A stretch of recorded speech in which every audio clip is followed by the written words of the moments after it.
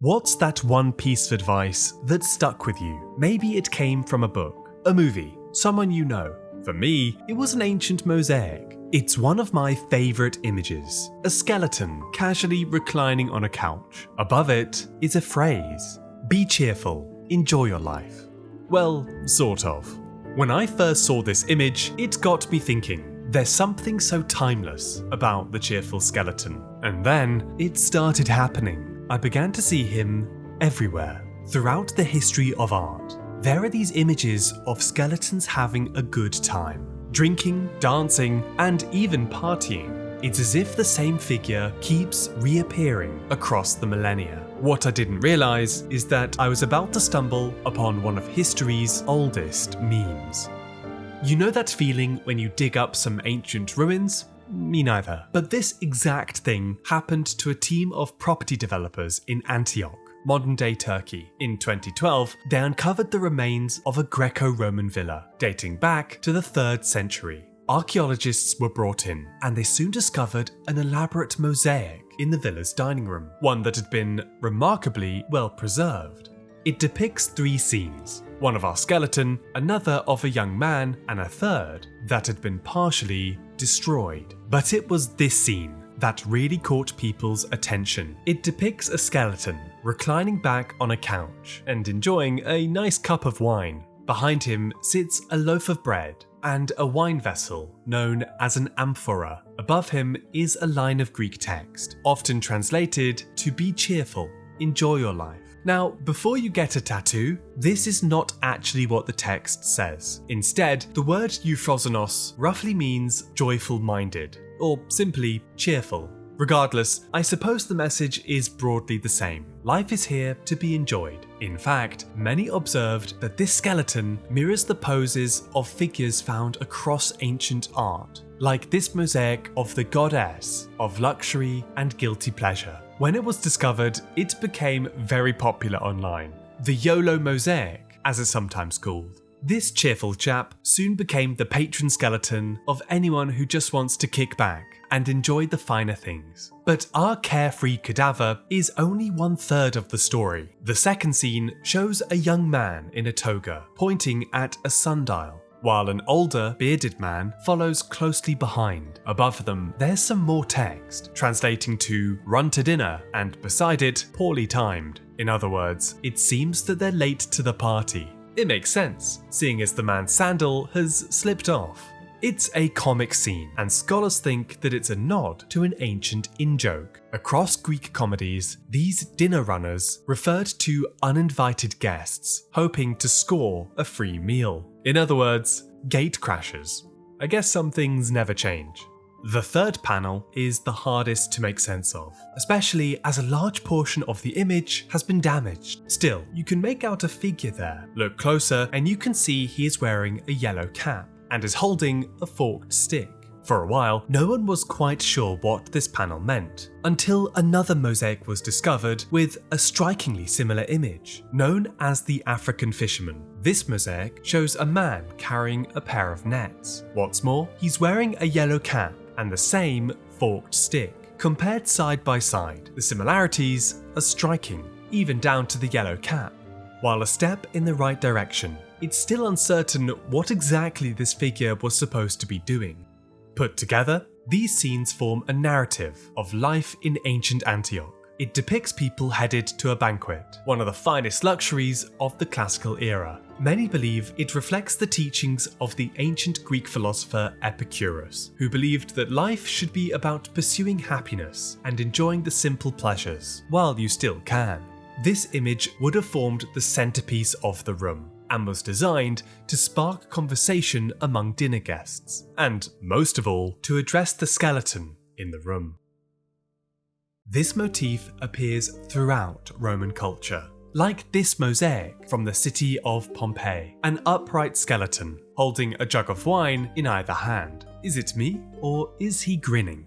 These images were surprisingly common, and even appeared on decorative cups. Collectively, they are known as Memento Mori, literally, remember death. Although morbid, they served as a reminder to appreciate the gift of being alive. After all, you never know what fate has in store. One of the most gruesome examples of this has to be the lava convivialis, or banquet ghost. These skeletal figurines were given to each guest during dinner, forcing them to confront their own mortality. One such guest was the Roman writer Petronius, who recorded his anxious reflections at one of these meals.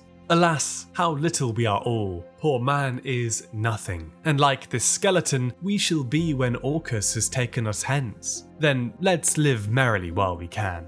Nowadays, death is something we tend to avoid thinking about, perhaps understandably, but the Romans didn't have such hang-ups. Instead of fearing death, you might even say that they celebrated it. Along the Via Appia, a major thoroughfare leading to Rome, you'll find rows upon rows of decorative tombs. Those travelling would be surrounded by graves of wealthy citizens, showing off from the afterlife. Many of them included an inscription carved above the tomb, known as an epitaph, considered to be the final expression of the soul. It acted as a last word you would leave behind for the mortal world. Some celebrated glorious achievements, like a gladiator called Flamma, who lists his entire combat history. Lived 30 years, fought 34 times, won 21 times, fought to a draw 9 times, spared 4 times. Others leaned into philosophical reflections, like this inscription from an early atheist.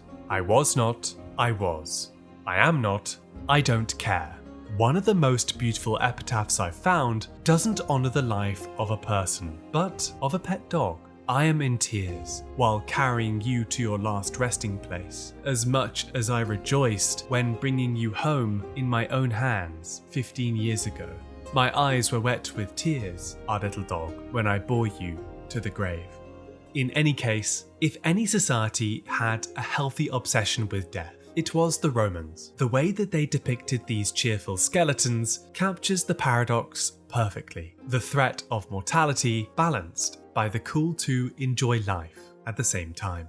That's where I thought our story would end, safely buried in the Roman era.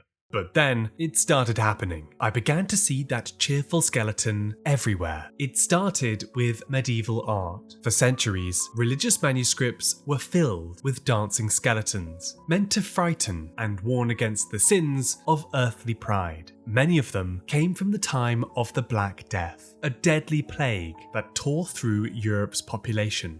It seemed that the spectre of death hung heavily over daily life. Many of these images depict skeletons engaged in a ghoulish dance. Known as the Danse Macabre, or Dance of Death, they show skeletons cheerfully leading people to the grave. No matter one's status, rich or poor, the same fate awaits everyone. These artworks were often accompanied by haunting verses. Emperor, your sword won't help you out. Scepter and crown are worthless here. I've taken you by the hand, for you must come to my dance. Some tropes never die, and that's especially true of the Memento Mori. Soon, artists began placing skulls and other symbols of mortality alongside luxurious objects to remind viewers about the delicate balance between life and death. One of the most brilliant examples of this can be seen in Hans Holbein's The Ambassadors. At first glance, it's a portrait of two wealthy men surrounded by globes and other symbols of knowledge and status. But look closer and there's something strange in the foreground, a long distorted shape stretched across the bottom of the canvas. Now, if you place your eye to the right side of this painting, you'll suddenly see the illusion. It's a skull, shaped perfectly by the artist. It's an incredible 16th century Easter egg, albeit a rather dark one.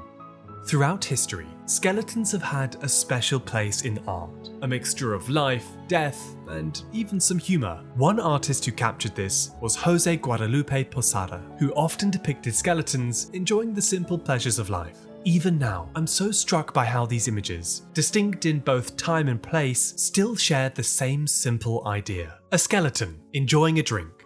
The cheerful skeleton motif is an unbroken tradition, an ancient meme that stretches all the way back into the classical era. Freed from the mundanity and responsibilities of life, these skeletons can finally relax and enjoy themselves. At its heart, there's a paradox: the life-affirming power of death. It's a reminder to enjoy the world of the living, and not to take things too seriously. So, go call that friend, play that game, visit that place. Be cheerful. Enjoy your life. Hey, thanks for watching. I really hope you enjoyed this one. If you like this video and want to see more, why not subscribe? A like and a comment also go a really long way. Oh, and before I forget, if you've ever wanted to see more from me, I now have a Patreon. On there, you'll find all sorts of exclusive videos, like my recent exploration into one of the world's most disturbing paintings. If you'd like to learn more, head down to the description below. Anyway, I look forward to seeing you next time. Goodbye.